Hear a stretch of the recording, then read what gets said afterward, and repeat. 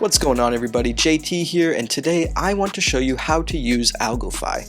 More specifically, I want to show you how to supply collateral, how to borrow, how to swap, how to zap, and how to take advantage of various staking and farming options on the platform. At the end of the video, I also want to quickly show you how to long and short certain cryptocurrencies. If you find any of this information helpful or useful, please share it with a friend, smash that thumbs up button, and consider subscribing to the channel. Now, without further ado, let's dive right into Algofi.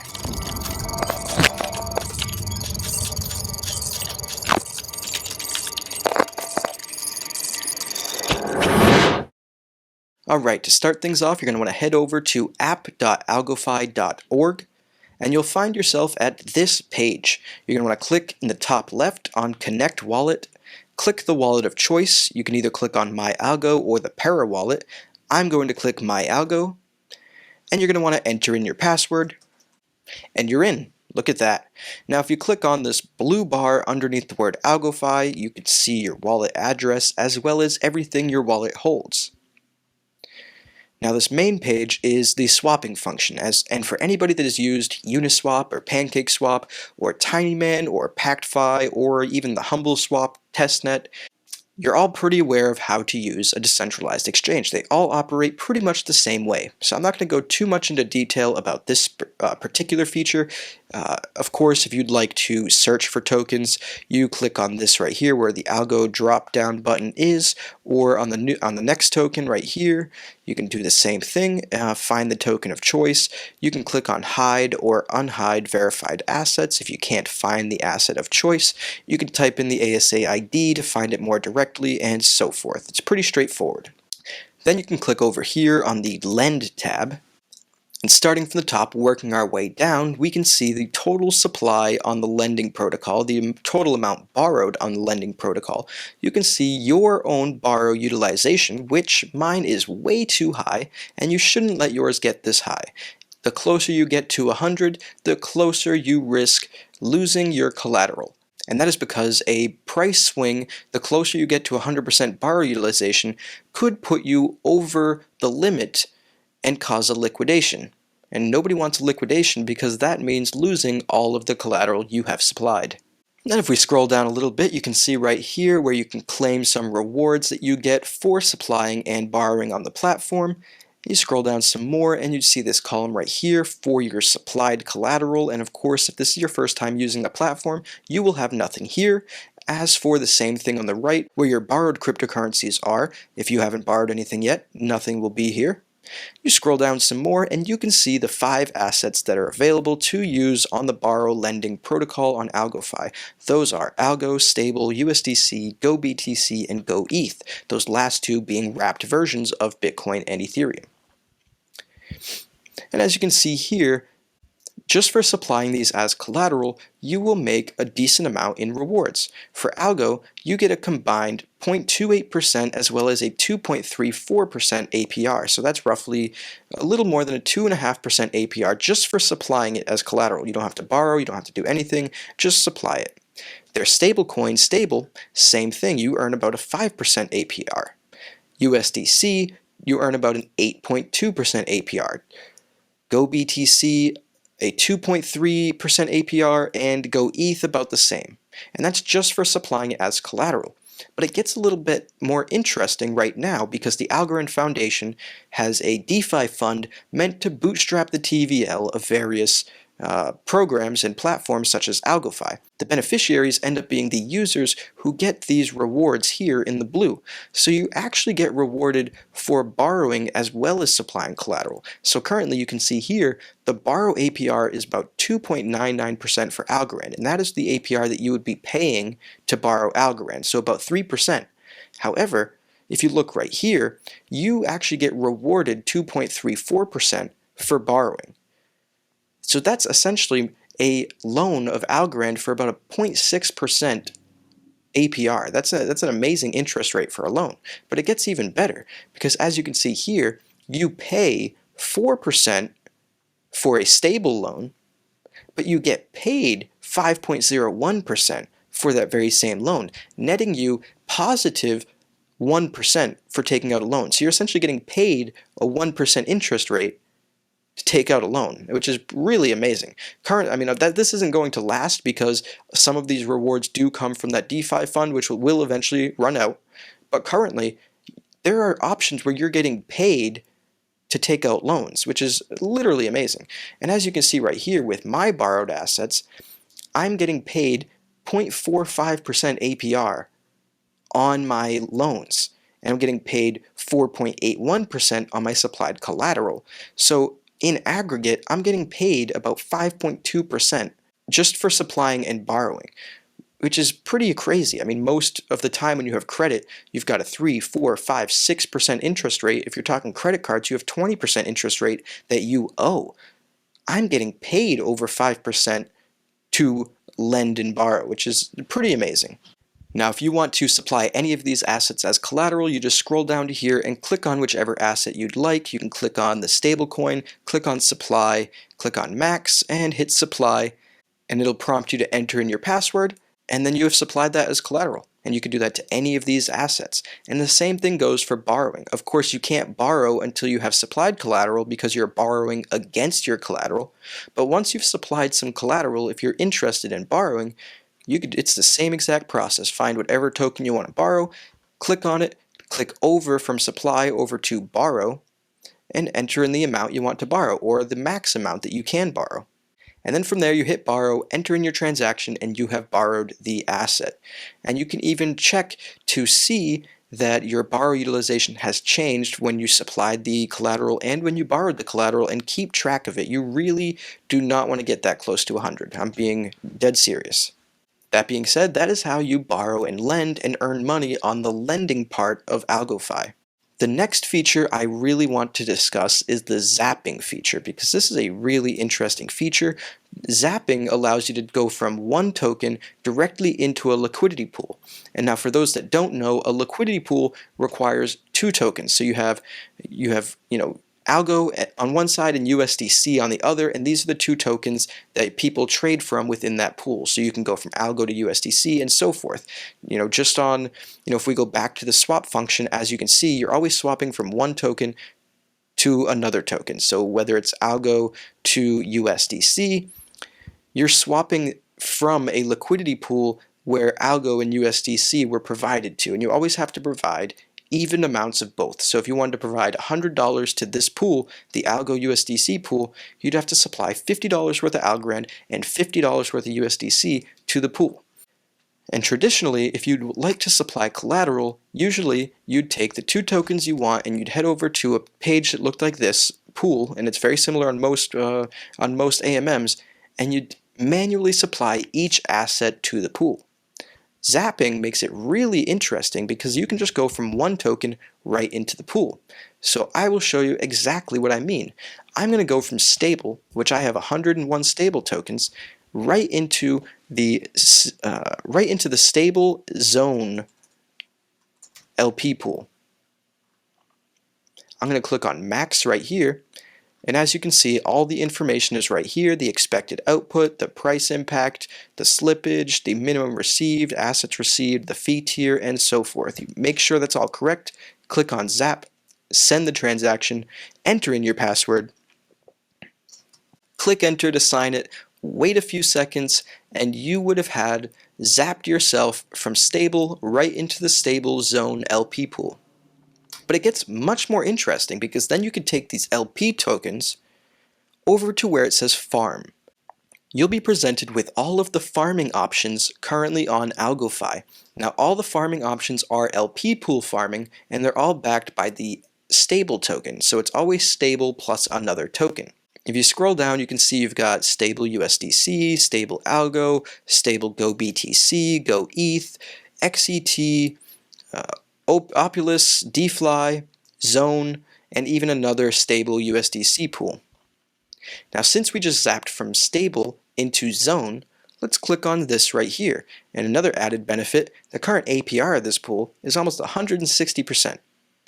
So you click on zone, And if you haven't done this yet, you'll see where it currently says stake and unstake, you'll find it to say opt in to the contract. So you're going to have to opt in first. So you click that button, sign the transaction, and then you would have opted into the pool. From there, you can then click max right here and stake those LP tokens that we just zapped into on the previous page. Click stake, and you're going to be prompted to sign your transaction. And I know this isn't a video about DeFi, but I must say the DeFi app is great for trading because they figured out a way to make it so you don't have to enter in your password for every single transaction. And if you're using DeFi to trade through TinyMan, you also don't have to redeem excess rewards or anything because it automatically does that within the swipe. So you just click on it, swipe, and you have traded, you've redeemed all your excess amounts, and it's really, really, really simple. No passwords every 5 minutes and so forth. Awesome. And as you can see, I'm currently earning about 18 zone a day and 0.8 algo a day in this pool.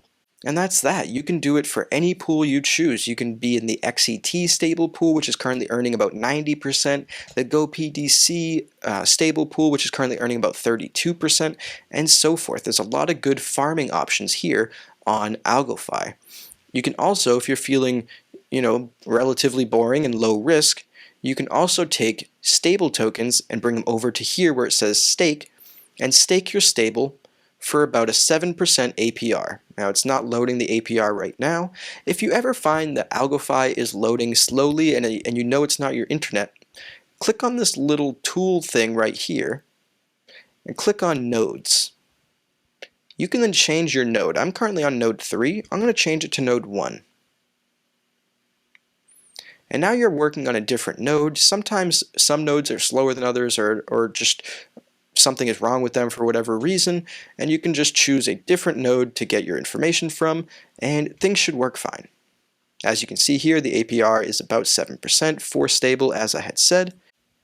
A couple other cool functions for Algofi is you can click right here where it says account, and it'll bring you to your account. It'll show you your net portfolio value. It'll show you your net APR, which is pretty great. My net APR for everything I'm doing, all the various things I've supplied collateral to. As you can see, I've supplied Algo, Stable, USDC, I've borrowed all of those as well. I've borrowed GoBTC. I'm taking part of 3 different farming pools and so forth, and my net APR that I'm earning is about 60%, which is pretty awesome. And you can see everything that's in your wallet currently. You can see the pools that you're taking part of. You can even see all of the deposits and borrows you've done, the breakdown for your stake and farming, and your transaction history. It's some pretty great functionality with Algofi. And at the very bottom, you can opt out of everything with one click of a button. Of course, I would be hesitant to do this unless you were sure that you wanted to do so, but it is great that it lets you do that because I've actually found it hard to opt out of some other applications, so I do appreciate this feature right here.